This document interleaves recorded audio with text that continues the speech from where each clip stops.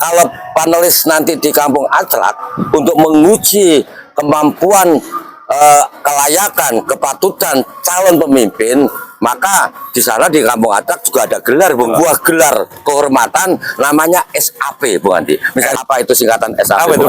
SAP itu Sarjana Aclak Profesional. Gitu ya. Rakyat itu kan melihat apa yang mau akan disampaikan Anda, yang terbenak dan terbesit Anda untuk melindungi, untuk mengayomi, untuk memajukan, untuk mensejahterakan. Harusnya punya visi misi dan strateginya seperti orang-orang Kampung Aclak gitu.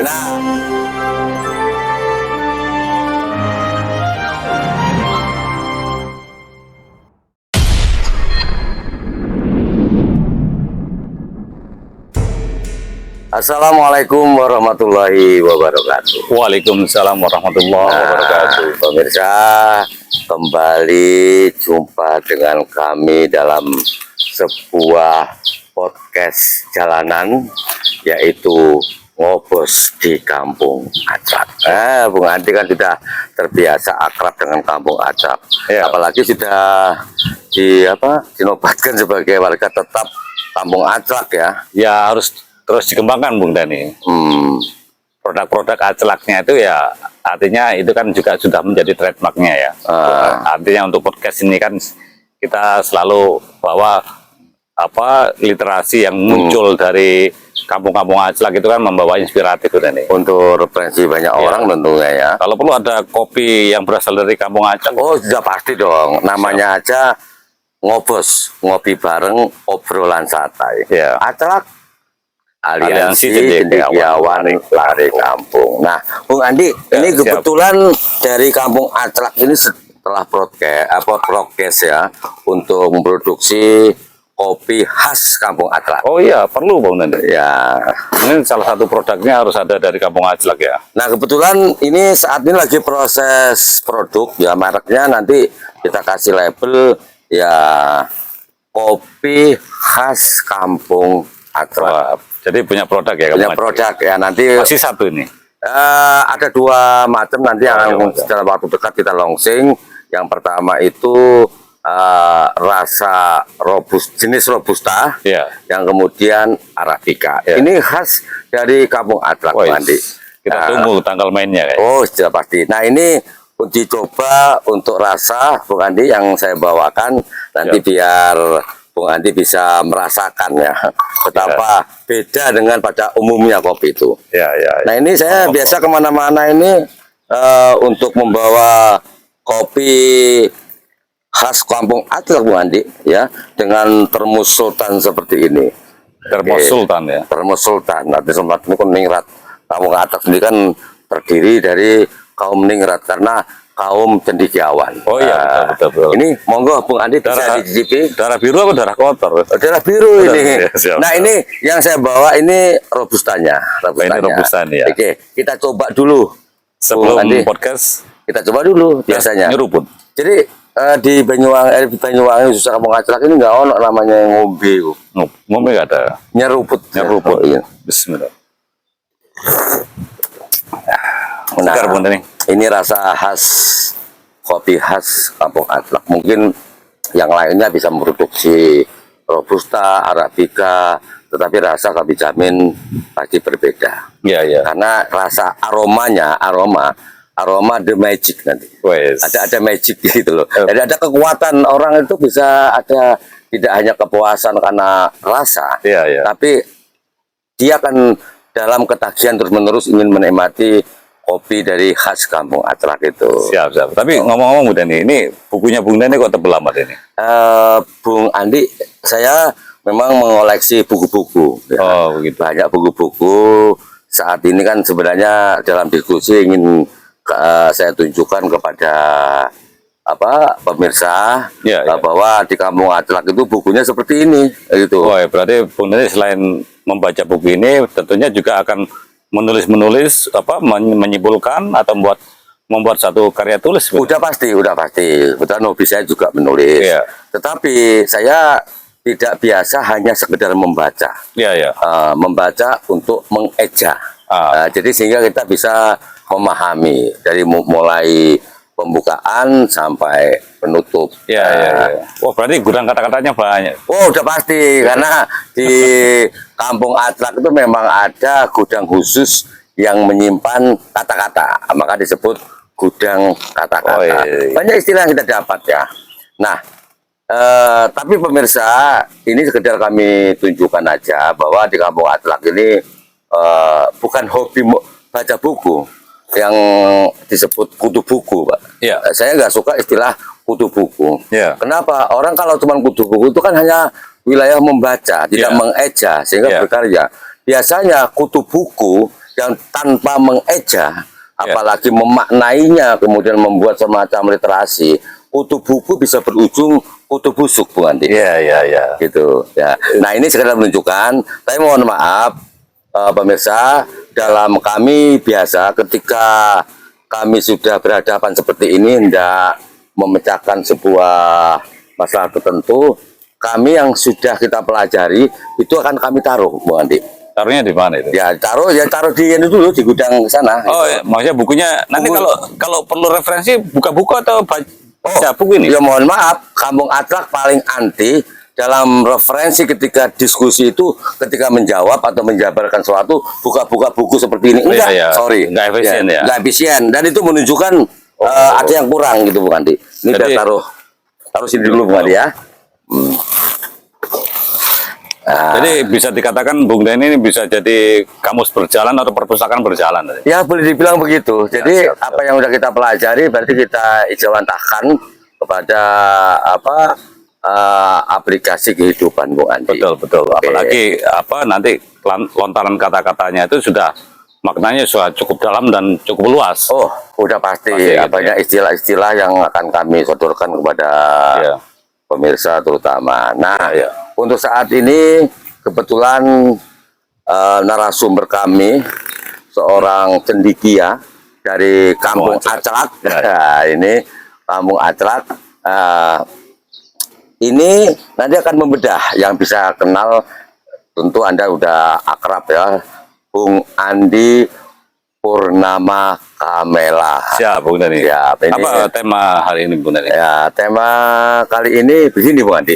Siap. Kita tahu pada bulan November tahun ini kan ada giat nasional secara Ya. serentak, yaitu pemilu kada. Oh, pesta rakyat dalam hal pemilihan calon pemimpin ke depan ya. Betul. Nah, di mana-mana kita sudah banyak mengikuti digelar sebagai debat calon bupati Ya, serentak. Itu banyak kita lihat di TV, di YouTube dan lain sebagainya. Tapi ada mengundang keprihatinan, Bung Andi. Ya. Dari beberapa yang sudah dilaksanakan debat calon itu, ternyata banyak sekali ini salah memilih sebuah istilah Betul. atau kata-kata untuk mewarnai sebuah program yang ditawarkan kepada masyarakatnya, Ya, Bung ya. Andi. Nah, lebih ironis lagi ternyata banyak calon-calon itu masih menggunakan referensi seperti buku tadi, Iya, iya. seperti buku tadi. Masih Jadi perlu memilih dan memilah di mana katanya yang betul, akan diungkapkan ya. betul. Nah, Bung Andi pasti kan sudah mengikuti ya. Iya. Sejauh ini seperti apa sih fenomena calon pemimpin yang sudah melakukan debat itu? Kita tarik aja ke Banyuwangi sekarang ini, ke Banyuwangi ini. Kalau kita bicara pemimpin, Bung Andi, secara umum, Ya. tentu masyarakat itu menginginkan namanya pemimpin itu berarti pertama adalah keteladanan. Betul, Kedua, pola pikir itu sudah mumpuni. betul. Ketiga, dia tahu arah kebijakannya. Oh ya, ya. Betul. Dan yang penting juga, dia pasti lebih mengutamakan pertama kemajuan daerah, kedua itu adalah kesejahteraan rakyat yang dipimpinnya. Iya, betul. Nah, kalau menurut Bung Andi sekarang pandangannya seperti Iya. apa calon pemimpin yang layak dan ideal itu? Ya, jadi karakter-karakter yang Bung Denny sebutkan tadi memang benar. Pemimpin itu dapat dilihat preliminarinya. Preliminari itu dalam arti pandangan secara umum bahwa dia layak untuk dipilih jadi pemimpin atau tidak. Ibaratnya ketika seorang dokter, Bu Denny ya, melihat karakteristik orang itu datang ke dokter tersebut, mengatakan kalau dia merasakan satu sakit dan menyebabkan keluhan, seolah-olah kalau dia kepandaian dia, informasi yang dia yang sudah banyak dialami, kemudian pengalaman-pengalaman, dia dengan mudahnya menyimpulkan satu permasalahan penyakitnya itu terkena apa. Seorang pemimpin itu sama, ketika pemimpin bernarasi yang katanya Bung Denny tadi menyebutkan gudang kata-kata, artinya sistematika berpikir, sistematika membaca, sistematika literasi-literasi yang sudah dimasukkan ke dalam otak berpikirnya, itu seperti kamus berjalan, apapun yang dia katakan, dia sudah mengetahui bagaimana jalan keluarnya, bagaimana kebijakannya. Itu masalah narasi atau yang dimiliki dalam kemampuan keilmuannya. Tapi karakter pemimpin juga bisa dari katakan karakter tingkah lakunya juga bisa, Bung Denny. Kemudian pemimpin juga bisa kita amati narasi yang muncul itu pak seorang makomnya pemimpin atau makomnya masih operator ibaratnya. Kata-kata yang dimunculkan itu kan sudah kita dapat melihat. Apa kita dengar kita rasakan, begitu dia akan dicerna, begitu dia akan dipahami. Ada hal-hal yang sifatnya crossing berpikir, sistematika yang tidak sinkron, dan metode-metode yang tidak sinkron, yang akhirnya dia mengeluarkan satu kebijakan dapat membingungkan orang, dapat berbenturan antara metode yang satu dengan metode yang lain. Ini menjadi kebingungan dan ini akan berdampak kepada masyarakatnya. Ketika kebijakan-kebijakan yang dimunculkan itu akan berbenturan dengan atau ibaratnya membuat satu kebingungan, redundant, membingungkan, dan akhirnya roda perekonomian juga akan terhambat karena ketidakmampuan sistematika cara berpikir. Bagaimana ini pengelompokan terhadap keilmuan yang seharusnya dan sebenarnya dan menjadi terbukti. Bagaimana dia memilahkan antara jenis, karakter, metode maupun hal-hal yang sifatnya simbol-simbol gitu kan. Memang saya amati ya Bung Denny ya. Ketika saya mendengarkan satu perdebatan calon pemimpin daerah dalam acara debat di media baik pertelevisian maupun media sosial, itu ada hal-hal yang tidak sistematis. Contohnya begini, bagaimana menyebutkan pilar ekonomi. Pilar ekonomi yang dikatakan pilar ekonomi itu kan harusnya sesuai dengan peraturan perundangan yang berlaku. Misalkan pilar ekonomi kita dapat literasi tersebut misalkan dalam perundangan otonomi daerah, Bung Denny. Yang kedua mungkin kita dapat mendapatkan hal literasi tersebut di dalam perundangan undang-undang desa. Kemudian mungkin ada hal-hal yang diatur dalam perundang lainnya mengenai badan usaha. Kalau kita berbicara pilar ekonomi di Indonesia, Bung Denny, dengan beberapa literasi perundangan tadi, pilar ekonomi bukan UMKM, Bung Denny. Pilar ekonomi itu terwujud sebagai badan usaha milik negara, badan usaha milik swasta, badan usaha milik daerah, atau BUMDes sekalipun. Artinya BUMDes itu sebagai wujud dari otonomi suatu desa, Bung Denny. Sebagai embrionya ya. Iya betul. Apalagi kalau dalam era Orde Baru, kita mengenal juga namanya Koperasi Desa. KUD itu. KUD kan Koperasi Unit Desa. Pada waktu era Orde Baru itu di mana-mana ya. KUD itu hampir setiap desa. Pelosok Nusantara setiap pelosok Nusantara itu pasti ada KUD. KUD itu juga nanti didukung oleh seperti lumbung padi di desa-desa itu kan juga sebagai penyangganya. Nah, kalau menyebutkan pilar ekonomi bukanlah suatu UMKM. UMKM ini hanya mengelompokkan karakter dalam mengorganisir, memanajemen. Artinya sesuatu usaha dalam kelompok-kelompok itu dibedakan di dalam ruang lingkup manajemennya. Ada yang besar, ada yang sedang, ada yang kecil, ada yang mikro, Bung Denny. Nah ini kan bicaranya bukan pilar ekonomi. Kalau pilar itu kan penyangga, Bung Denny ya. Kalau ini kan ruang lingkup, Bung Denny. Betul. Karena itu beda sistematikanya. Itu, Bung Denny. Itu yang saya maksud tadi itu ternyata sebagai calon pemimpin itu salah memilih istilah. Betul. Kenapa salah memilih istilah? Kita bisa playback ya, playback dengan melihat apa yang sudah dilakukan melalui sebuah acara debat calon pemimpin. Betul. Contoh nih,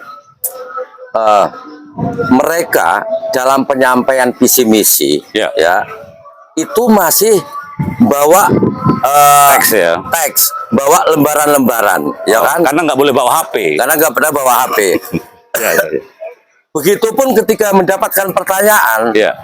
itu masih menggunakan lembaran-lembaran sebagai kerepean. Nah, ini kalau istilah zaman dulu ya, di kampung Aclak itu disebut namanya ngerpek. Tetapi ketika nyontek ya, nyontek kita kalau Jawa Indonesia. Tapi ketika itu dilakukan secara terus-menerus, Pak, setiap ditanya masih buka-buka lembaran catatan dan begitu. Itu namanya yang berkelanjutan karena mengandung. Tadi kalau itu kan ngerepek itu kan sifat, tapi ketika dilakukan secara aktif maka menjadi ngerepeisasi. Iya betul. Dan itu akan berbahaya ketika yang mengaku makomnya leader makomnya pemimpin gitu kan. Tapi karakter yang sifatnya visionernya kita tunggu-tunggu kok gak ada ya gitu kan. Kita dengarkan, kita simak-simak lagi loh. Ini dalam mengelompokkan dan sistematika berpikirnya UMKM antar pilar. Nah ini kan juga jadi redundant, masyarakatnya jadi pusing gitu lah mencernanya kan. Ya mungkin bagi dia biasa itu kan. Tapi seorang leader yang dikatakan pemimpin tadi, sifatnya salah satu sifatnya yang tadi yang kita singgung, harusnya itu sudah menjadi gudang kata-kata. Ya. Kamus berjalan kan. Jadi istilahnya begini. Ya benar nih. Seorang calon pemimpin, ya artinya dia ketika sudah mengikrarkan diri sebagai calon pemimpin, ya artinya dia sudah banyak bekal. Diantaranya ini, diantaranya pertama dia harus bisa mampu menjadi sebuah kitab kepus, istilahnya itu. Kitab kepus di kampung Aclak itu kitab kepus itu kitab alam semesta. Jadi tanda-tandanya, lambang-lambangnya di situ muncul. Betul. Kemudian ketika diaplikasikan dalam sebuah perjalanan, dia harus mampu menjadi kata Bung Andi tadi, menjadi kamus berjalan. Atau gudang kata-kata. Gudang kata. Jadi setiap ada persoalan dia udah tinggal nyomot file di sini, nyomot file di sini. Betul. Nah, sebenarnya mudah Bung Andi. Tata bahasa Indonesia kita itu hanya mengenal 3 paragraf. Paragraf pembuka, paragraf isi, paragraf penutup. Betul. Soal setiap paragraf mau diisi berapa alinea sesuai selera dan kemampuan masing-masing. Tetapi ketika dia ada sebuah pertanyaan sederhana masih membuka membuka tadi repean atau catatan-catatan itu, nah ini ironis sekali. Gini benar, saya juga menarik hal-hal seperti tersebut. Artinya maaf ya, hal yang terkecil kalau kita apalagi mengikrarkan diri sebagai seorang pemimpin ya Bu Deni. Apa bedanya? Maaf ya, kalau sekarang itu anak-anak itu kalau banyak sekali sekarang begitu ditanya dia akan searching ya, mencari di Google di HP dia gitu kan. Karena nggak ada bedanya Bung Deni ya. Ketika kita membeli di suatu toko kelontong katakan, ibaratnya antara yang dibeli hal semudah itu masih menggunakan kalkulator misalkan Bung Deni. Itu kadang saya kalau ada orang yang berjualan kemudian dia menghitungnya secara cepat tanpa kalkulator, saya kadang kasih penghargaan Bung Deni. Karena dia masih menggunakan otaknya dia sebagai kesehatan lah ya, sebagai sehatnya berpikir. Kadang saya memberikan kontrol diri termasuk itu kan. Nah ini kan makomnya seorang leader. Seorang leader itu ketika dia mempunyai kata-kata, dia menyusun dalam satu kalimat, kemudian dia bernarasi dan menyimpulkan dari suatu pola pikirnya dia, harusnya kemampuannya tertinggi Bung Deni ya. Keluarnya itu ibaratnya bisa dibilang filosofi gitu ya, falsafah yang memberikan inspiratif, falsafah yang memberikan ilmu-ilmu otentisitas, otentik Bung Deni. Kalau mahasiswa saja dipacu untuk Anda membaca literasi yang sangat banyak, membaca buku yang sangat banyak, harapannya Anda menjadi otentik dalam berpikir Bung Deni. Anda akan berkarya, Anda akan mempunyai kreativitas yang sangat tinggi harapannya. Tetapi kalau yang dikatakan satu makomnya adalah leader, masih membaca hal-hal yang sifatnya masih ngerepek karena nggak boleh bawa HP tadi ya. HP tadi ya. Ya kan sama saja Bung Dani ya.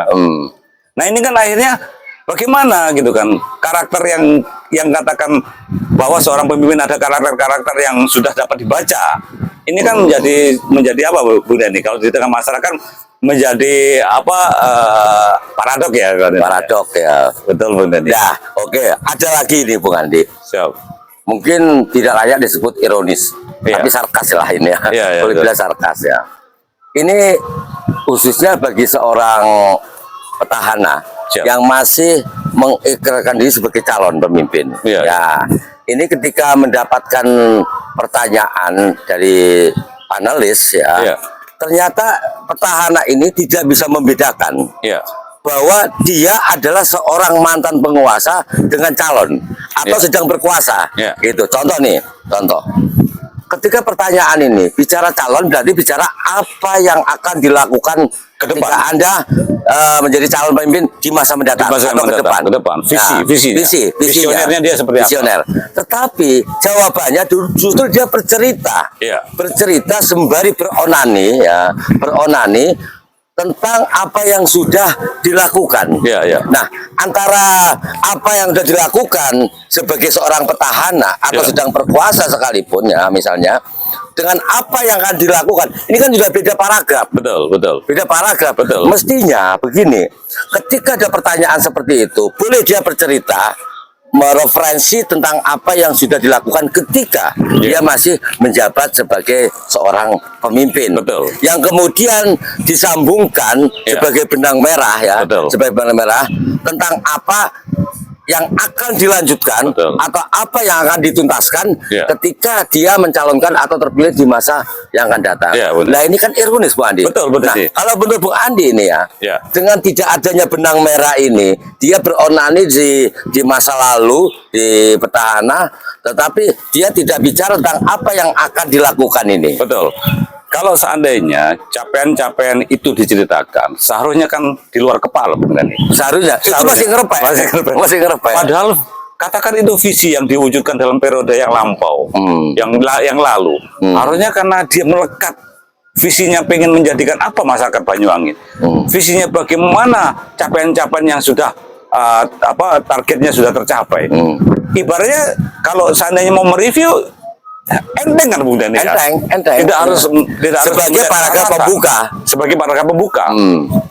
Kemudian dalam hal kedepannya, ini kan kita mencari visi pemimpin gitu kan. Harusnya visioner dia kalau memang berkelanjutan, harusnya dia dengan mudahnya visi-visi yang menyambungkan gitu kan. Kemudian maaf ya, ini juga ada saya amati juga hal-hal yang sangat unik sih dalam perdebatan itu. Lawan itu malah juga menanggapi kan, sama-sama tidak punya visioner gitu kan. Kok dari catatan-catatan yang sudah yang disampaikan, kok ditanggapin gitu loh. Harusnya sama-sama bagaimana rakyat itu kan melihat apa yang mau akan disampaikan Anda, yang terbenak dan terbesit Anda untuk melindungi, untuk mengayomi, untuk memajukan, untuk mensejahterakan. Harusnya punya visi misi dan strateginya seperti orang-orang kampung Acak gitu. Nah, gini Bung Andi.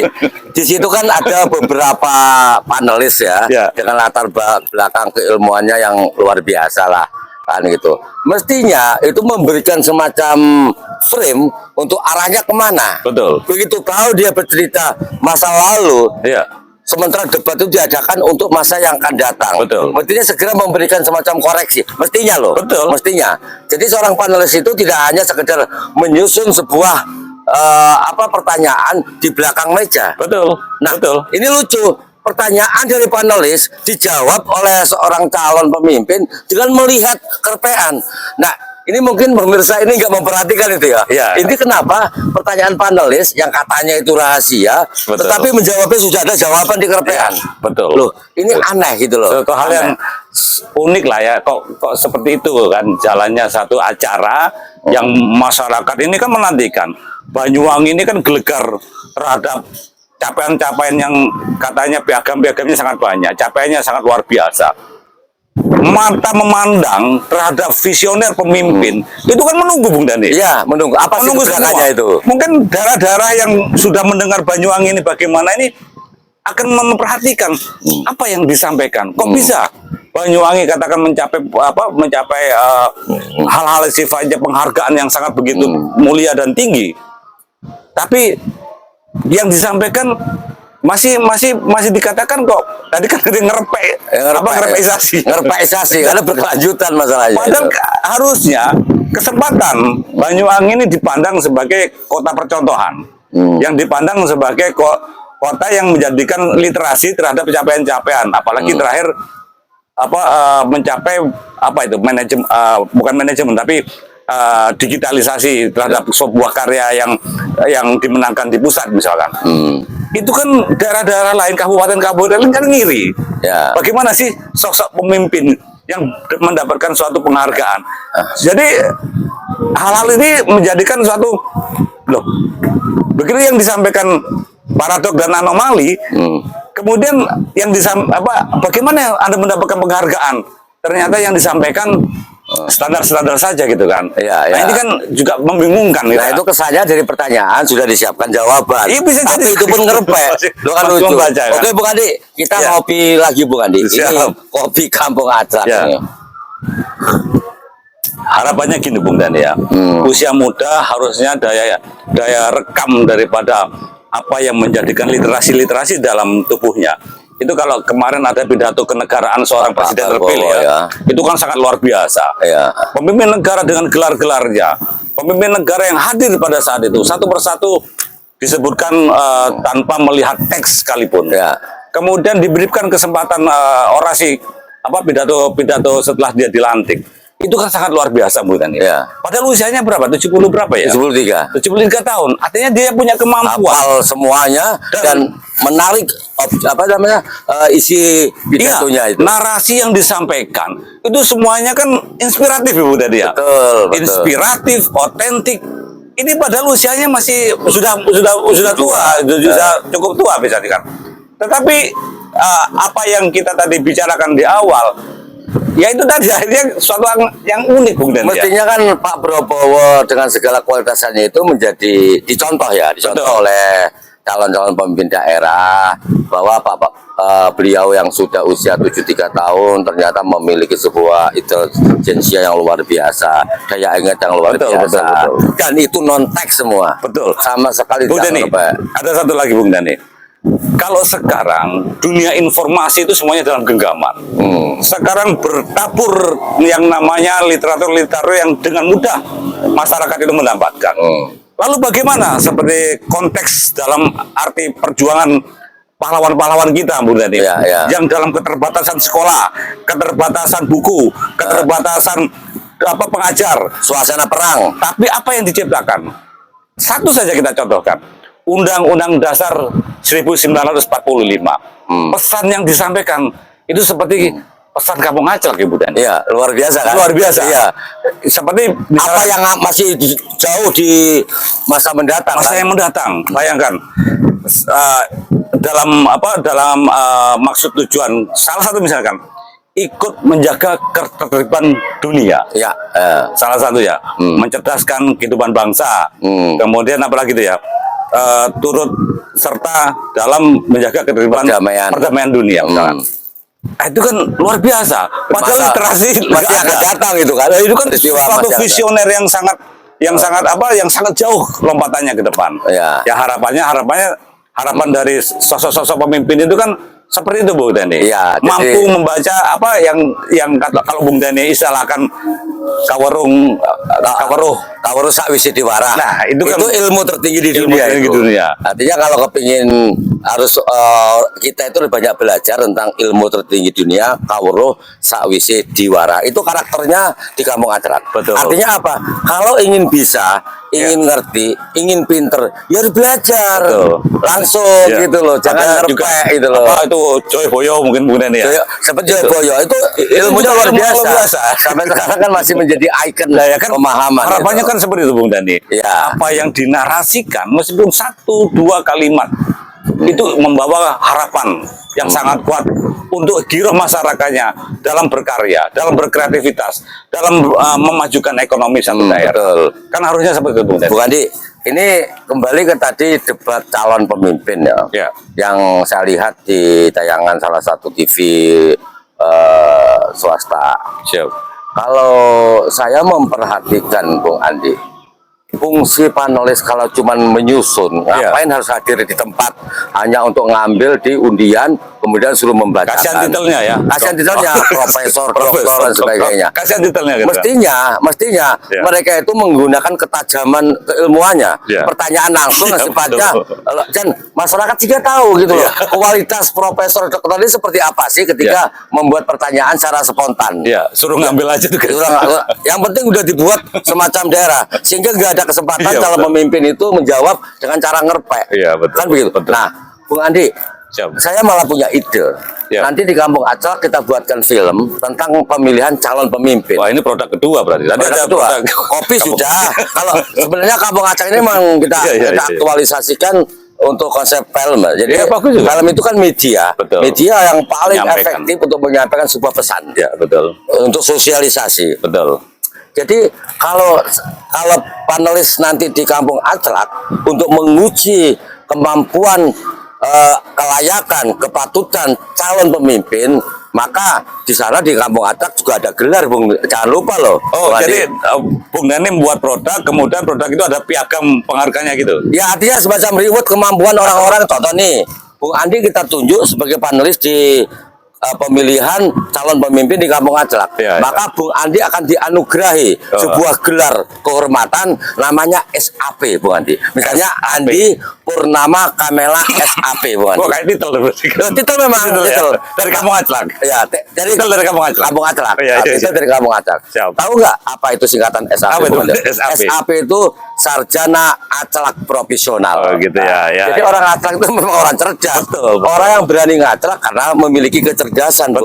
Tapi harus dijabarkan dengan teknokrasi, artinya runtut sampai ke bagaimana strategi detailnya gitu. Nah, di Kampung Aclak kan tadi memahami bahasa Indonesia itu terdiri dari 3 pilar. Pilar paragraf, pembuka, isi, dan penutup. Nah, jadi artinya di situ ada sambung. Tapi jangan lupa Bung Andi, kita membahas seperti salah satu tema yang muncul dalam pertanyaan panelis itu. Tentang ekonomi kerakyatan. Nah, kalau yang dipahami konsep di dalam Kampung Aclak itu begini, Bu Andi, bahwa Kampung Aclak itu embrio dari adanya atau lahirnya sebuah pedesaan, sebuah perkotaan hingga ibu kota. Nah, dari Kampung Aclak ini yang mengisi dari masing-masing bidang, baik di pedesaan, perkotaan maupun ibu kota. Dan jangan lupa membangun desa, membangun perkotaan, membangun ibu kota harus dimulai dari kampung sebagai pilar. Bayangin, salah ngomongan demokrasi, semua dimulai dari kampung. Itu loh Bung Andi.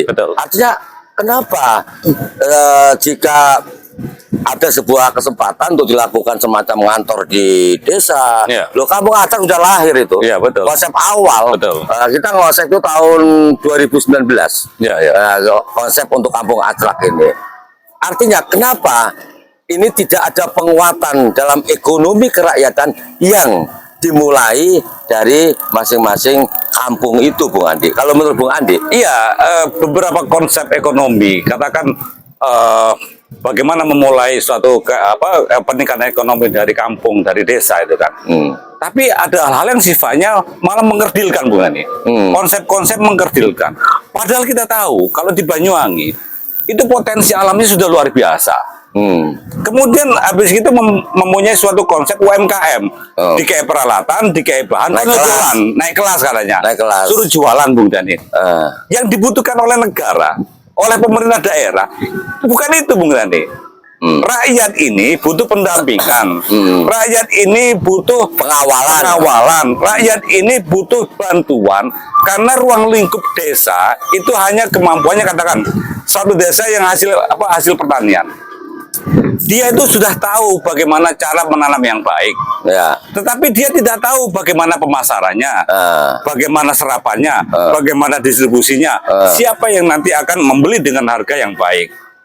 Kalau ibaratnya ini ada harta karun besar, karena tidak mampu berpikir dalam mengelola, manajemen, bagaimana menyatukan dan mengintegrasikan potensi sumber daya alam yang ada di desa dan di kampung, buat acara Bung Dani gitu loh, buat acara kondodolan. Artinya pemerintah hadir harusnya itu. Nah, harusnya potensi besar ini pemerintah hadir. Bagaimana katakan dukungan terhadap pupuk yang tersedia, bagaimana permodalan yang tersedia supaya konsistensi dalam bercocok tanamnya bagus, hasil panennya bagus, bagaimana pengawalannya, dia sudah menemukan calon pembelinya, katakan standing buyer-nya. Standing buyer-nya dengan harga yang bagus, Bu Dani. Ini tugas negara, Bu Dani. Bukan tugas dilakukan pembiaran ya. Bukan dilakukan pembiaran, airnya mengecil, pupuknya hilang, bibitnya susah, kemudian semua cost operation-nya menjadi mahal. Loh, padahal ini tugasnya Anda, bukan mencari acara lagi gitu. Nah, oke Bu Andi, kita kembali lagi tetap benang merah ekonomi kerakyatan sekarang Bu Andi. Iya. Kalau di Banyuwangi ini ada istilah BIFES Bu Andi. BIFES, Banyuwangi Festival. Oh ya, Banyuwangi. Ini dengan 100 sekian kegiatan, artinya tiap minggu itu banyak kegiatan. Itu menurut saya sih tidak efektif. Loh, itu kan harus diukur, Bung. Ya, harusnya itu yang diukur yang memiliki connect dengan upaya peningkatan perekonomian rakyat. Betul. Nah, salah satunya ini. Saya melihat bahwa dalam penyelenggaraan BIPES ini yang sifatnya ikon-ikonnya itu masih tersentralisasi di perkotaan. Contoh Banyuwangi Ethno Karnival di kota, Gandrung Sewu di kota. Nah, kalau saya punya pendapat begini, mestinya untuk upaya pemerataan perekonomian kerakyatan yang dimaksud itu, sekali waktu itu bergulir. Contoh di Banyuwangi ini kan yang namanya ikon pariwisata itu kan nggak hanya Pantai Bom ini kan, nggak hanya, tapi di selatan lainnya, banyak sekali. Di selatan itu ada yang namanya Pulau Merah. Nah, yang Boyo sekali-kali bergulir tahun depan di Pulau Merah. Di sana mungkin Gantung Sewunya di sana.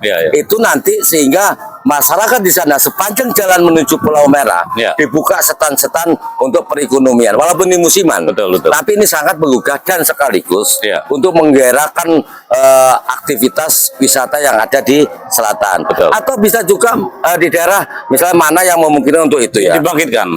Jadi pembangkitan. Kemudian seperti PC, Banyuwangi Ethno Karnival. Sekali waktulah dari Muncar, Kali Baru. Sehingga masyarakat itu tidak hanya setiap saya dengar dengar sendiri ini. Contoh Gantung Sewu kemarin dong. Gantung Sewu itu pelaksanaannya kan habis zuhur. Pelaksanaan net orang-orang selatan. Orang-orang selatan, warga Banyuwangi di daerah selatan. Itu subuh berangkat ke Banyuwangi. Dari subuh ya? Subuh. Nah, ini kan kasihan. Mana rasa keadilan dari seorang pemimpin terhadap rakyatnya? Harusnya dibagi, bergulir. Gitu loh. Ini kalau memang ingin jadi pemimpin yang bijak, harus dirubah paradigma itu. Sebenarnya kan event-event itu tidak harus terselenggara seperti itu, Bu Dani ya. Artinya mengkhususkan Banyuwangi akhirnya berulang kali menjadi tempat festival yang setiap tahunan. Kalau ditumbuhkan, Bung Dani, setiap kampung Anclak itu ada sendera tari, maju terhadap upaya kemajuan seni dan budayanya. Setiap kampung itu ditumbuhkan orang anak-anak kegemaran melukis. Itu nggak perlu event-event seperti ini, Bung Dani. Betul. Tiap kampung itu bisa tumbuh, Bung Dani. Nah, artinya gini, Banyuwangi ini 25 kecamatan ya. Artinya dibagi dapil lah. Bisa untuk memudahkan koordinasi.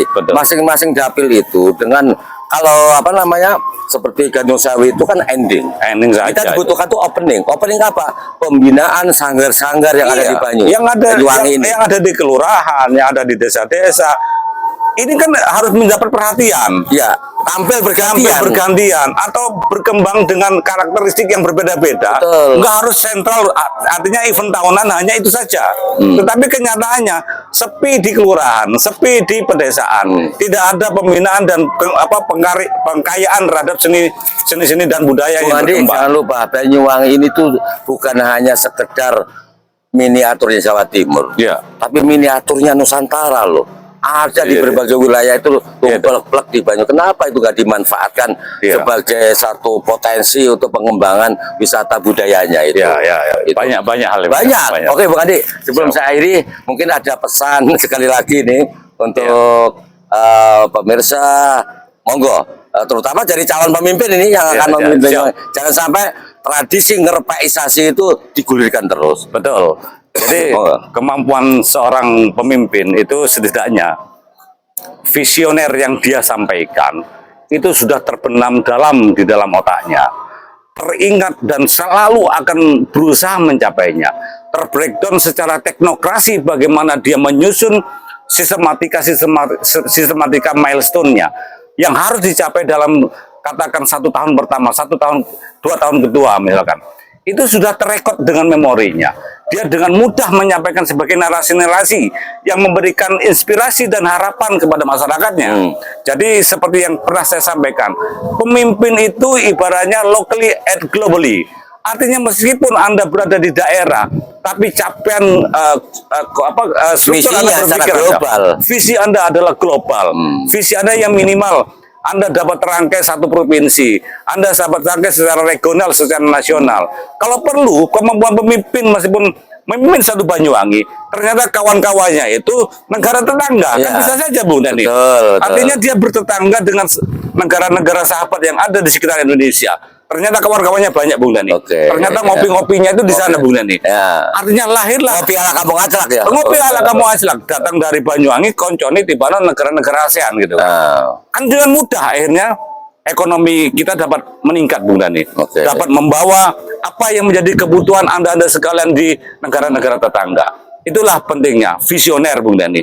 Namun bukan hanya visioner hal-hal yang sifatnya ngerpeisasi tadi ya.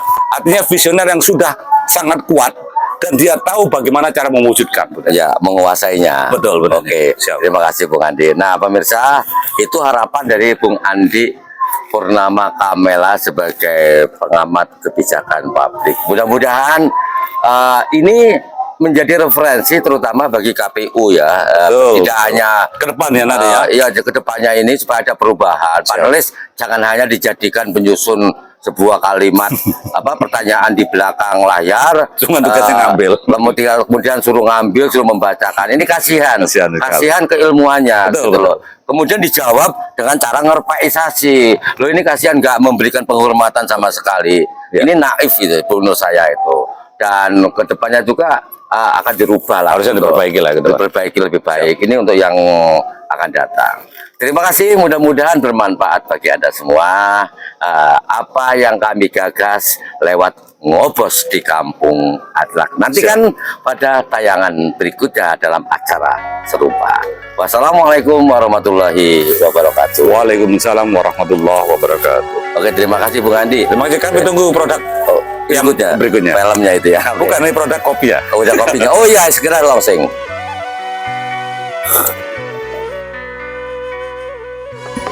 Iki tutu Aclak kesenjarangan tapi ngeatake wong cendekiawan. Iki tutu kampung kesenjarangan tapi kampunge wong cendekiawan.